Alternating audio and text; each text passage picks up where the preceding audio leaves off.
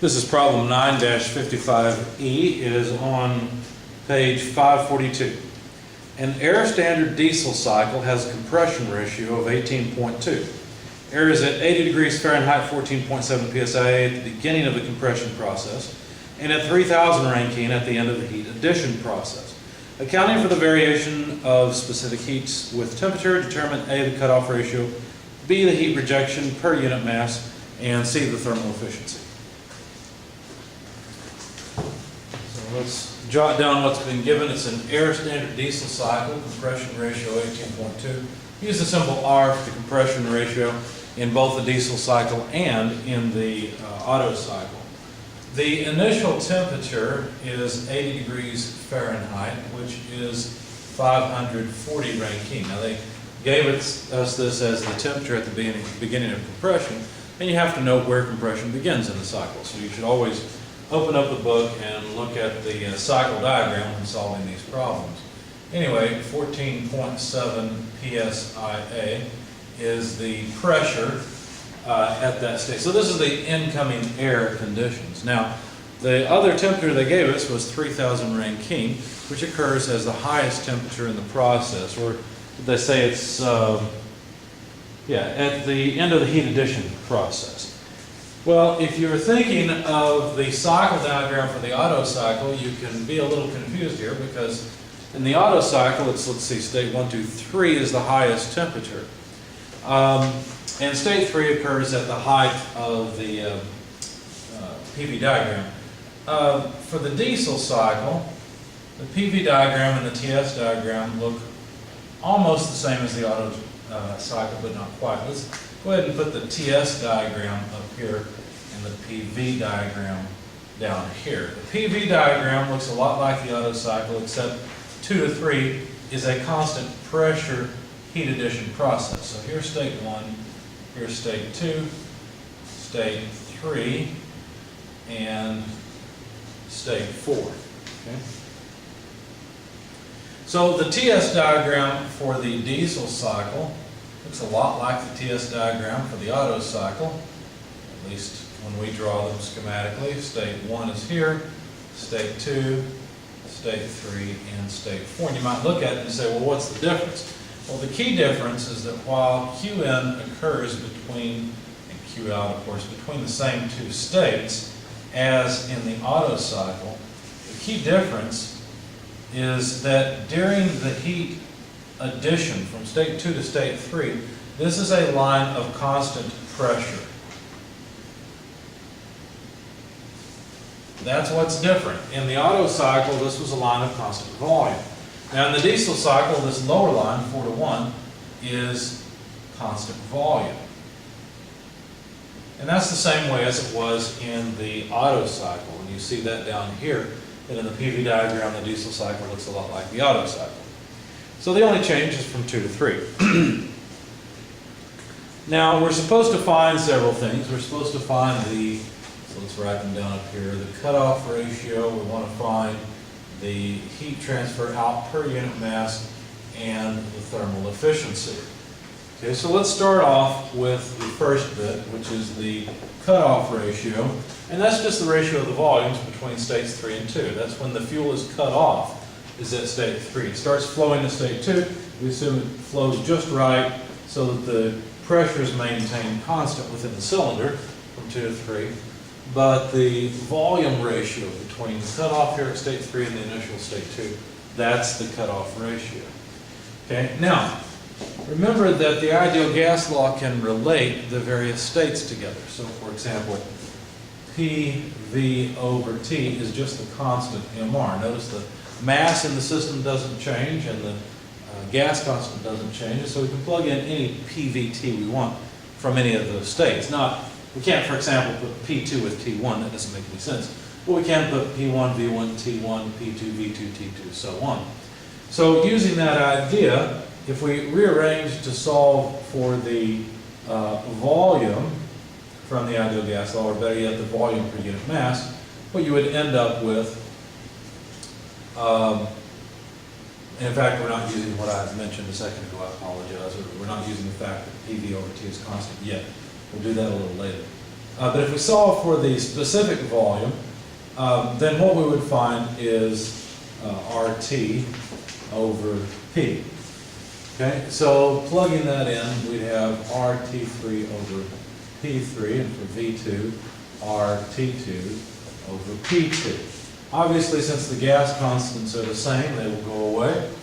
And then we'd have T3 over T2. Now, P3 and P2, well, that's the pressure at state 2 and 3. Well, those two are equal as well. And so here's something you may want to add to your notes somewhere, is that the compression, not the compression, the cutoff ratio, while it's V3 over V2, it's also T3 over T2 in the idealized cycle. Okay? All right. Now, what I'd like to do is, and so, oh, by the way, we're not done yet, obviously, because we don't know the temperatures in those states. We do know the temperature in state 3. That was given. That was the 3,000 Rankine that was given. Okay. Pressure in PSIA, we know that one at state 1, that was the 14.7 PSIA. And then the 540 Rankine is down here. But since we don't know the temperature in state 2, we can't solve for the cutoff ratio. So how shall we find the temperature in state 2? Well, we have to move from a known state, a state that's completely solid. State 1 is completely solid. So what if we try to go from state 1 to state 2? Well, down here on the PV diagram, we don't see anything obvious. But on the TS diagram, you notice that states 1 and 2 are related isentropically. So what we're going to use is this idea that delta S is 0 between these two states. And so that gives us this idea that V1 over V2 is VR1 over VR2. This is just an isentropic equation. These are functions of temperature. So this is like relating volumes to temperatures, just like the first, second, third isentropic equation do, except that here we're allowing the heat capacities to vary and we get to use an easier equation.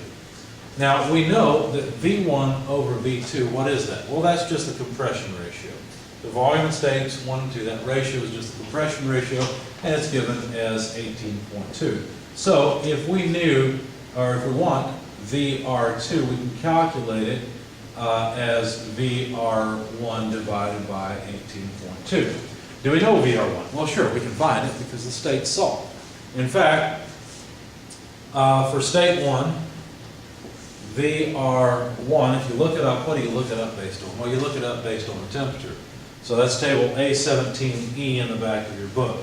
Anyway, VR1 is 144.32 when you look it up, and it's dimensionless, although it is a function of temperature. But there's the VR1. So now we can calculate VR2 from this equation. Of course, I'll just do that rather than plugging in all the numbers. When you do that, you get 7.930 is VR2. Now, if you go back to the table on page A17, well, table A17E, in the appendices in the back of your book, you'll find that the number there, 7.93, does not appear exactly in the table. It's between two other numbers. So I had to interpolate, and when I interpolated, I found that T2 was 1623.6 Rankine. Okay, so what does that do? Well, that allows us to calculate the cutoff ratio, which was our goal.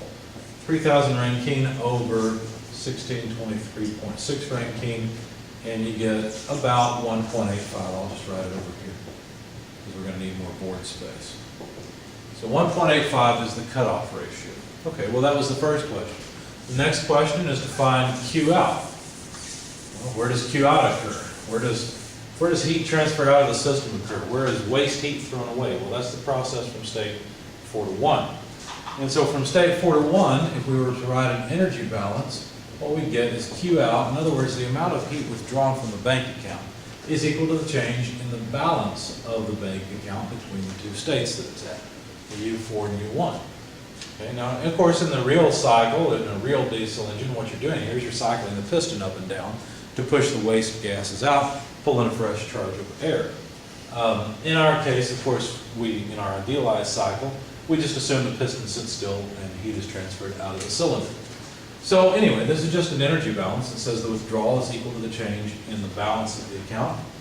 And so then we realized we better come up with U1 and U4.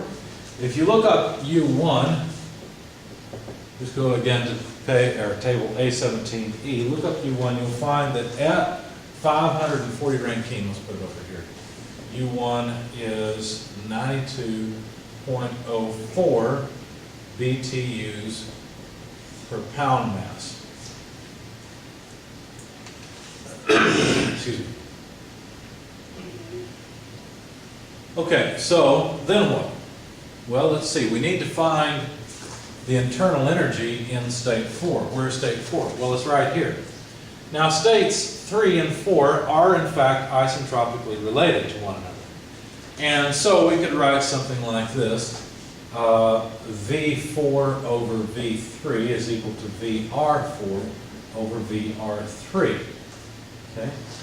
Now, at first glance, it may look like this is not going to help us much because, let's see, while we know VR3, right, or at least we could look it up. How? Well, we know the temperature in state 3, and from the temperature in state 3, we can look up VR3. When you do that, VR3 is equal to 1.180, but still we don't know this ratio. So how do we come up with this ratio, V4 and V3? See, there are two different things.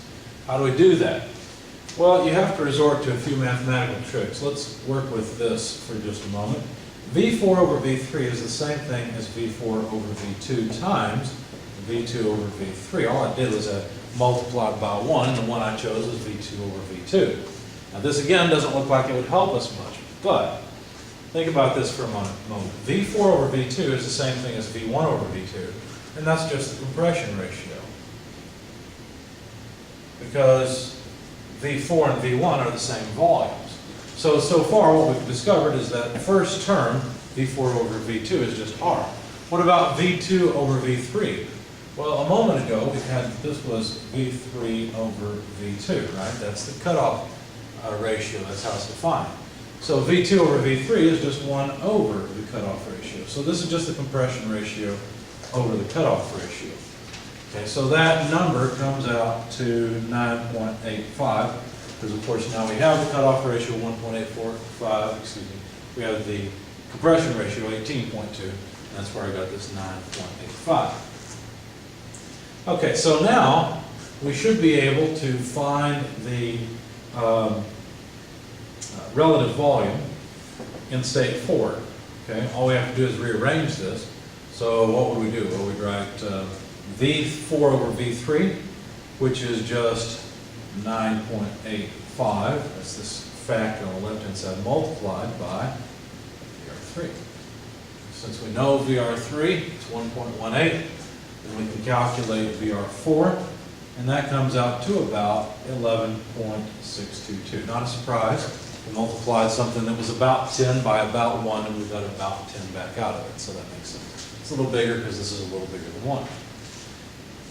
Now, of course, if you go into the table and you look up a relative volume of 11.622, you'll find that it's not there. Okay, you will have to interpolate again. So I performed the interpolation. When I did that, I found, well, what did I want? Well, I wanted the internal energy in state 4. Notice I have a property in state 4 now, which is enough for me to interpolate and come up with the internal energy. So basically I interpolated and came up with the internal energy in state 4 as 250.90, and that's BTUs per pound mass. That's what I got from the table. Then I have to subtract off U1, which is 92.04. And rather than write everything down here, I'll just jot it down in my answer section. The difference between those two is 158.9 BTUs per pound mass. And that's the amount of heat transferred out per pound in this cycle, in one cycle. The next goal is to find the thermal efficiency. Let's tackle that one next. We've just calculated Q out, so it would make sense to say that the thermal efficiency is 1 minus Q out over Q in. In fact, they're kind of holding our hands pulling us through this problem because we've already calculated Q out. That was pre-required. Now, if we could just get Q in, we'd be okay. So how do we get Qn? You have to be careful because you may think that Qn is U3 minus U2, but that's not the case. Remember that state 2 to state 3, heat is being added, but the system is expanding. So boundary work is coming out. And since the boundary work comes out at constant pressure, then it's a P delta V term. What you end up with, when you move, let's write it all out. Qn minus WP equals U3 minus U2. That's true. This accounts for the deposit and withdrawal that occur in moving from state 2 to state 3, and therefore this would be the energy balance, because this is the only way that that air can hold energy. Now if we add the boundary work to both sides, then as I said, this is just P delta V, and you see that we can put these together as we've done many times and come up with, let's just do it this way, as if we're saying that was not true. Come up with H3 minus H2. We're not saying that the system can hold enthalpy. You have to be very clear on this point. The gases above the piston that are doing all the work do not hold enthalpy. They hold internal energy, and boundary work gets transferred out. This is just a convenient way to combine both of those. Okay, that's all it is. Nothing more, nothing less. Okay, so could we find the enthalpy in states 2 and 3? Yeah, sure, that shouldn't be a problem. The enthalpy in state 3 is pretty easy. All we have to do is look up 3,000 Rankine. So that's 790.68 BTUs per pound mass for the enthalpy in state 3. If we want the enthalpy in state 2, what do we need to do? Well, we've already solved for state 2 before. Okay, remember when we did that? We solved for that using the isentropic relationship between states 1 and 2. So we've already done that. In fact, we came up with a VR2. VR2, if I can remind you, was 7.930. Now, when we were there, we could have looked up the enthalpy in state 2. We just didn't know we needed it. So from this, we can find the enthalpy in state 2. I had to interpolate, of course, and it came out to 402.0 BTUs per pound mass. Okay, and so now we can plug in Q out. We got that before. That's 158.9. We can plug in Q in, which is just the difference between these two. And when I calculated that difference, it came out to 388.63. So basically, this difference here is that number. Okay, so then when I plugged that into my calculator, I found the thermal efficiency was 59.1%. So there are the answers they asked us to find. Notice what we had to do. We had to go through the entire cycle. We had to solve all of the states. That's intentional most of the time. And in these problems, it's best just to go and solve all the states and be done. Okay?